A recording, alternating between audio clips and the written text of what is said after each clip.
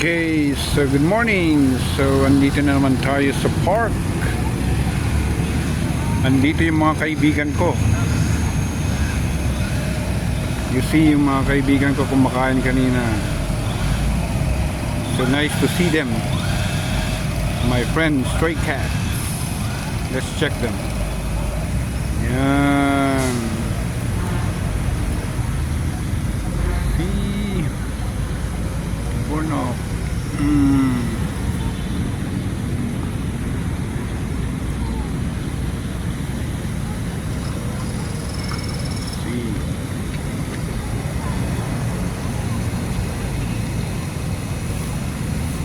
So ganyan pinapahalagan ng Makati yung mga stray cats dito sa park kasi nagbibigay ng entertainment sa mga tao, which is good because most of the one who likes to go here are Chinese and they mostly love cats.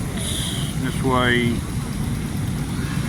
pag andito sila lagi nilang binibigyan ng pagkain ng mga ito, maliban sa binibigay ng Makati government sa kanila.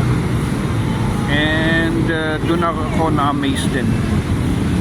That's why I do have also YouTube channel which is my content is about stray cats here in Makati. Not only Makati, but some places also that if I see stray cats or dogs, mostly I video them and upload them to YouTube besides Facebook.